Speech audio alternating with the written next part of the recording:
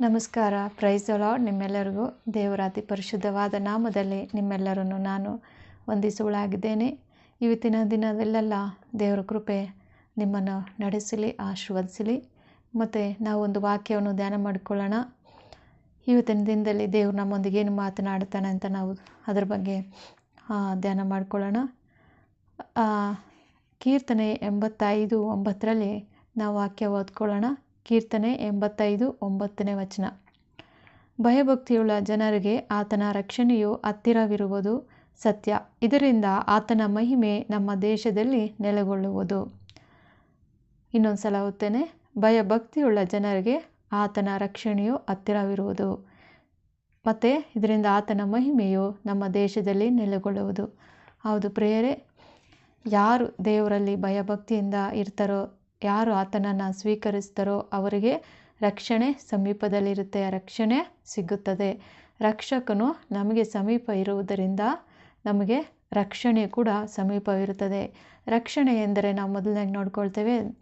ನಾವು ಉದಾಹರಣೆಗೆ ಯಾವುದಾದ್ರೂ ಒಂದು ಇನ್ಸಿಡೆಂಟ್ ಆಗುವಂಥ ಪರಿಸ್ಥಿತಿ ನಾವು ಎದುರುಗೊಂಡಾಗ, ಏನಾದರೂ ಒಂದು ಆಕ್ಸಿಡೆಂಟೇ ಆಗಲಿ, ಆ ಒಂದು ಆಗುವಂಥ ನಮಗೆ ಸನ್ನಿವೇಶ ನಮಗೆ ಗೊತ್ತಾದರೆ ಇಮಿಡಿಯೇಟಾಗಿ ಒಬ್ಬರು ಹಾದು ಹೋಗುವಾಗ ಒಂದು ಆಕ್ಸಿಡೆಂಟ್ ಒಂದು ಸಿಚುವೇಶನ್ ಸಂಭವಿಸುವಾಗ ನಮಗೆ ಅನ್ನಿಸುವಾಗ ಇದು ಆಕ್ಸಿಡೆಂಟ್ ಆಗುತ್ತೆ ಅನ್ನೋವಾಗ ಇಮಿಡಿಯೇಟಾಗಿ ಅವ್ರನ್ನ ಅದರಿಂದ ಕಾಪಾಡ್ತೀವಲ್ವ, ಅದೇ ರಕ್ಷಣೆ. ಅದೇ ರೀತಿಯಲ್ಲಿ ದೇವರು ನಮ್ಮನ್ನು ರಕ್ಷಣೆ ಮಾಡಲಿಕ್ಕೆ ಲೋಕಕ್ಕೆ ಬಂದಿದ್ದಾರೆ. ನಮ್ಮನ್ನು ಒಂದು ಪಾಪದಿಂದ ನಮ್ಮನ್ನು ಬಿಡಿಸುವುದಕ್ಕಾಗಿ, ನರಕದಿಂದ ಬಿಡಿಸುವುದಕ್ಕಾಗಿ ಮತ್ತು ನಮ್ಮನ್ನು ರಕ್ಷಿಸುವುದಕ್ಕಾಗಿ ದೇವರು ಈ ಲೋಕಕ್ಕೆ ರಕ್ಷಕನಾಗಿ ಬಂದಿದ್ದಾನೆ.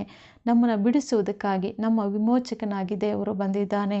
ನಮಗೆ ರಕ್ಷಣೆಯ ಭಾಗ್ಯ ಇದೆ, ಕೃಪೆಯ ಕಾಲ ನಮಗೆ ಇದೆ, ಅದು ಸಮೀಪದಲ್ಲೇ ಇದೆ.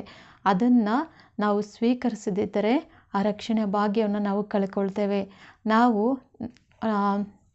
ಸ್ವಲ್ಪ ಅದನ್ನು ವಿಳಂಬ ಮಾಡಿದ್ರೂ ಕೂಡ ರಕ್ಷಣೆ ಈ ಲೋಕದಲ್ಲಿ ಇದೆ.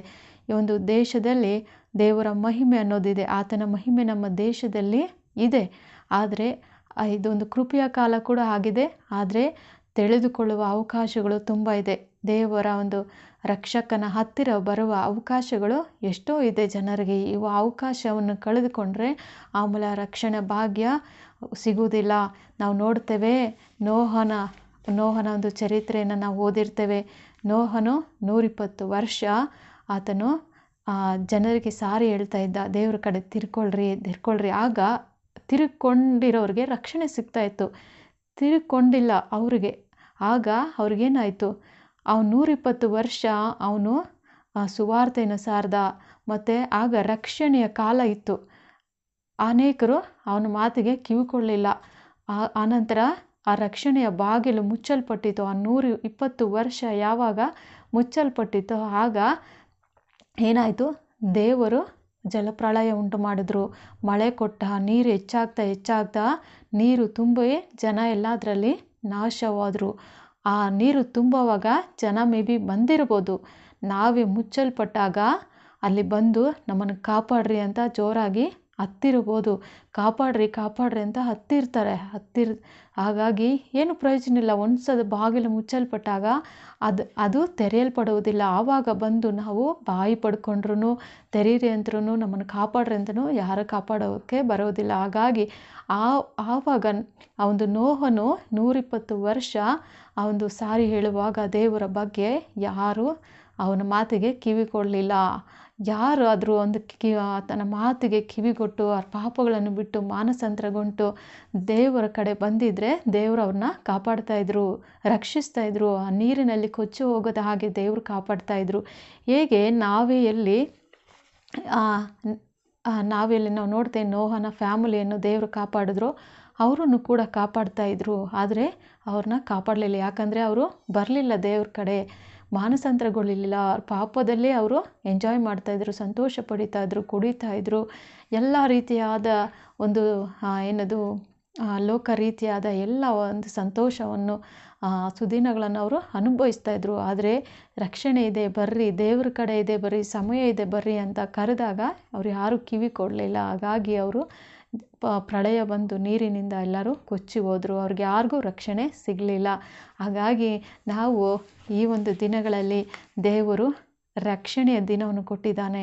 ರಕ್ಷಣೆ ಕಡೆ ನಾವು ತಿರುಗಿಕೊಳ್ಳೋಕ್ಕೆ ಅವಕಾಶ ಇದೆ. ದೇವರು ಸಮೀಪದಲ್ಲೇ ಇದ್ದಾನೆ.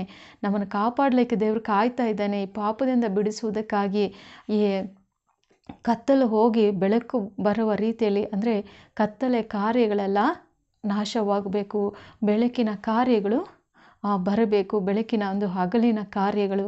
ಆ ರೀತಿ ನಾವು ದೇವರ ಕಡೆ ಎಲ್ಲ ಒಂದು ಕತ್ತಲೆಯ ಕಾರ್ಯಗಳನ್ನು ಬಿಟ್ಟು ಒಂದು ಬೆಳಕಿನ ಕಾರ್ಯಗಳ ಕಡೆ ಬರಬೇಕು, ಬೆಳಕಿನ ಒಂದು ದಾರಿಯಲ್ಲಿ ನಡಿಬೇಕು. ನಿಜವಾದ ಒಂದು ರಕ್ಷಣೆ ಇನ್ನೂ ಬಂದಿದ್ದರೂ ಕೂಡ ಮನುಷ್ಯನಿನ್ನೂ ಪಾಪದಲ್ಲೇ ಜೀವಿಸುವನಾಗಿದ್ದಾನೆ. ಹೌದು ಪ್ರಿಯರೇ, ನಾವು ನೋಡ್ತೇವೆ ಐಶ್ವರ್ಯವಂತನು ಮತ್ತು ಲಾಜರನ ಬಗ್ಗೆ ನಾವು ಕೇಳಿದ್ದೇವೆ ಸತ್ಯವೇದದಲ್ಲಿ. ಅವನಿಗೆ ರಕ್ಷಣೆ ಭಾಗ್ಯ ಇತ್ತು, ಅವಕಾಶವಿತ್ತು. ಈ ಅಲ್ಪನಾದವನಿಗೆ ನೀವೇನು ಮಾಡಿದರೋ ಅದು ನನಗೆ ಮಾಡಿದಂತ ಆಯ್ತಂತ ದೇವರ ವಾಕ್ಯ ಹೇಳ್ತದೆ ಅಲ್ವಾ. ಆದರೆ ಅವನು ಲಾಜರನು ಭಿಕ್ಷುಕನಾಗಿದ್ದ. ಅವರ ಮನೆಯ ಮುಂದೆ ಅವನು ಭಿಕ್ಷೆ ಬೇಡವನಾಗಿದ್ದ. ಆದರೂ ಅವನ ಮೇಜಿನ ಮೇಲೆ ಅವನು ಬಿದ್ದ ಒಂದು ಊಟ ಕೂಡ ಅವ್ರಿಗೆ ಕೊಡ್ತಾ ಇರಲಿಲ್ಲ, ನಾಯಿಗಳಿಗೆ ಹಾಕ್ತಾಯಿದ್ರು. ಆದರೆ ಅವನು ಸಿಕ್ಕಿದ ಸಂತೋಷವನ್ನೆಲ್ಲ ಅವನು ಅನುಭವಿಸಿದನು.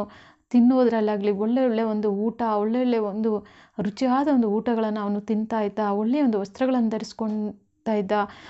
ಒಳ್ಳೆಯ ಒಂದು ರಾಜನ ರೀತಿಯಲ್ಲಿ ವೈಭವವನ್ನು ಅನುಭವಿಸಿದ ಅವನು. ಆದರೆ ಅವನು ಸತ್ತ ಮೇಲೆ, ಆದರೆ ಅವನಿಗೆ ರಕ್ಷಣೆ ಇತ್ತು, ಆದರೆ ರಕ್ಷಣೆ ಭಾಗ್ಯ ಅವನಿಗೆ ಅವನು ಸಹಾಯ ಮಾಡಿದರೆ ಖಂಡಿತ ಅವನಿಗೆ ರಕ್ಷಣೆ ದೇವರು ಕೊಡ್ತಾಯಿದ್ರು. ಆದರೆ ಅವನಿಗೆ ಯಾವುದೇ ರೀತಿಯೊಂದು ಸಹಾಯ ಮಾಡಲಿಲ್ಲ. ಆ ಭಿಕ್ಷುಕನು ಸತ್ತನು. ಆ ಭಿಕ್ಷುಕನು ದೇವ್ರ ಹತ್ರ ಹೋದರು. ಅಬ್ರಹಾಮನಿಗೆ ಎದೆಗೆ ಒರಗಿಕೊಂಡಿದ್ದನು, ಸ್ವರ್ಗದಲ್ಲಿದ್ದನು. ಆದರೆ ಅವನು ಸತ್ತ ಮೇಲೆ ಅವನಿಗೂ ಸಾವು ಬಂದಾಗ ಎಲ್ಲರಿಗೂ ಸಾವು ಖಚಿತ. ಯಾವಾಗ ನಮ್ಮ ಜೀವನ ಅಂತ್ಯ ಆಗ್ತದೆ ಗೊತ್ತಿಲ್ಲ. ಅಂತ್ಯದೊಂದಿಗೆ ಕೂಡ ನಾವು ನಾಶ ಹೋಗ್ಬಿಡ್ತೇವೆ ರಕ್ಷಣೆ ಇಲ್ಲ ಅಂದರೆ.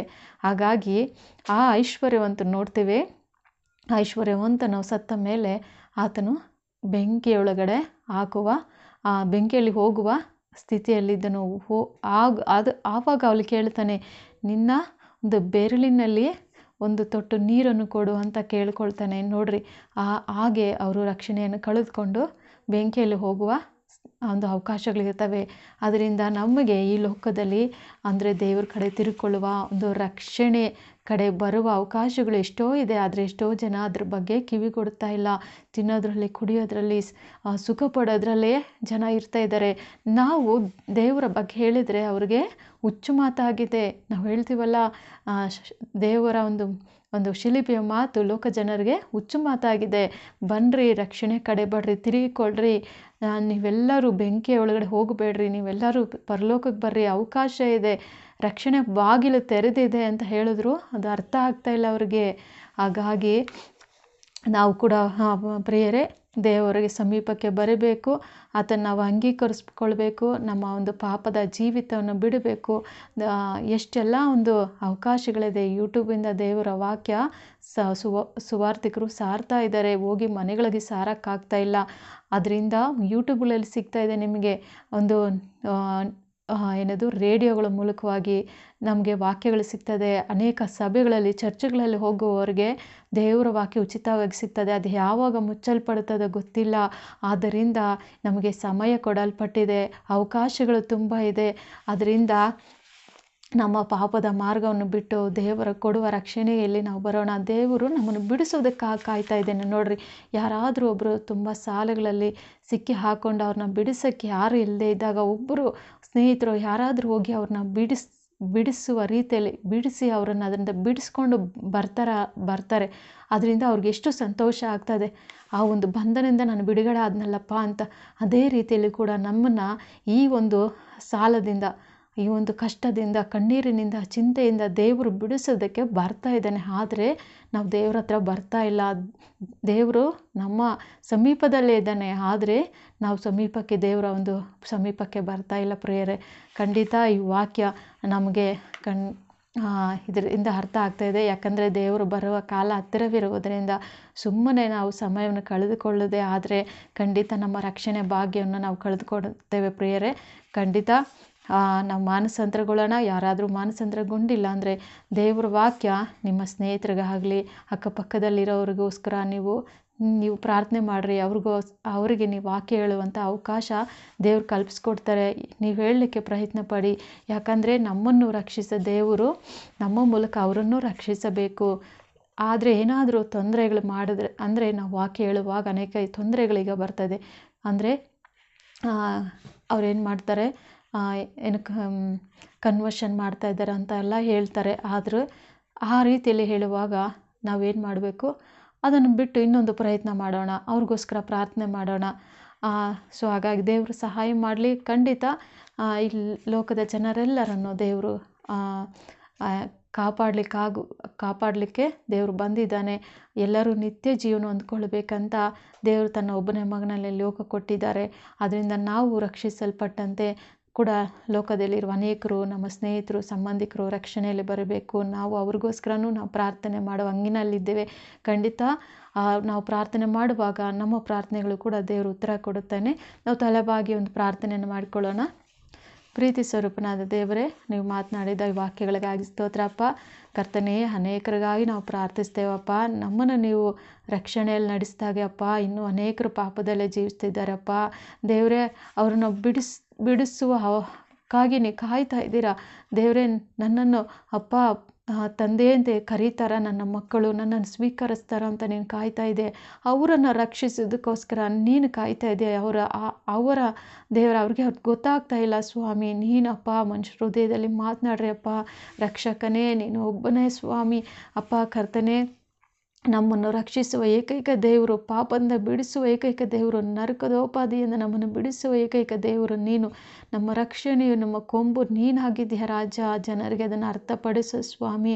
ದೇವ, ನಾವು ನಿನ್ನ ಕಡೆ ಬಂದಾಗ ಇನ್ನೂ ಅನೇಕರು ಕರ್ತನೆ ಈ ಲೋಕದಲ್ಲಿ ಸ್ವಾಮಿ ಅಪ್ಪ ನಿನ್ನ ಕಡೆ ಬರಬೇಕು, ಸತ್ಯವನ್ನು ಅರ್ಥಕೊಳ್ಳಬೇಕು, ನಿಜವಾದ ದೇವರನ್ನು ಹಿಂಬಾಲನೆ ಮಾಡುವ ಹಾಗೆ ಮಾಡ್ರಿ ದೇವ. ಕರ್ತನೆ ಅಪ್ಪ, ಅರ್ಥವಿಲ್ಲದ ಒಂದು ಪೂಜೆಗಳು, ಅರ್ಥವಿಲ್ಲದ ಒಂದು ಮನುಷ್ಯನ ಕೈ ಕೆಲಸವಾಗಿರುವಂಥಗಳನ್ನು ದೇವರೇ ಪೂಜೆ ಮಾಡದ ಹಾಗೆ ದೇವ, ಸೃಷ್ಟಿಕರ್ತನನ್ನು ಆರಾಧಿಸುವ ಹಾಗೆ, ಅಂಗೀಕರಿಸಿಕೊಳ್ಳುವ ಹಾಗೆ ಮಾಡ್ರಿ ಕರ್ತನೆ ಸ್ವಾಮಿ. ಕರ್ತನೆ ರಾಜ, ಈ ಒಂದು ಕೃಪೆಯ ಕಾಲ ಇರುವಾಗ ಸ್ವಾಮಿ, ದಯವಿಟ್ಟು ಮಕ್ಕಳು ನಿನ್ನ ಮಾತಿಗೆ ಕಿವಿ ಕೊಡುವಂತೆ ಮಾಡ್ರಿ.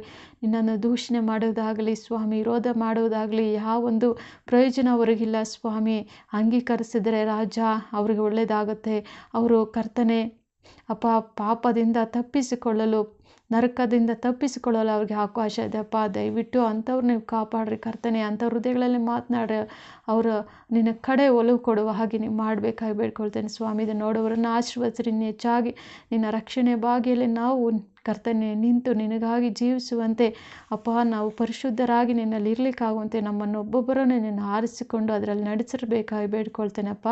ಸ್ತೋತ್ರ ರಾಜ. ಈ ವಾಕ್ಯದೊಂದಿಗೆ ನಮ್ಮೊಂದಿಗೆ ಮಾತನಾಡಿದೆಯಾ. ನಿನ್ನ ಪರಲೋಕದ ಒಂದು ಜ್ಞಾನದಿಂದ ದೇವರೇ, ಒಂದೊಂದು ದಿನ ನಿನ್ನ ವಾಕ್ಯಗಳ ಮೂಲಕ ದೇವ ನಮಗೆ ಜ್ಞಾನ ಕೊಟ್ಟು ನಡೆಸ್ತಿರೋದಕ್ಕಾಗಿ ನಿನಗೆ ಸ್ತೋತ್ರ ಹೇಳುತ್ತಾ ಎಲ್ಲ ಪ್ರಾರ್ಥನೆಯನ್ನು ಸ್ವಾಮಿ ನಮ್ಮ ನಜರೇತಿನ ಯೇಸುವಿನ ಒಂದೇ ನಾಮದಲ್ಲಿ ಬೇಡಿದಿವೆ ತಂದೆ, ಆಮೇನ್. ದೇವ್ರು ನಿಮ್ಮನ್ನು ಆಶೀರ್ವಾದ ಮಾಡಲಿ. Thank you.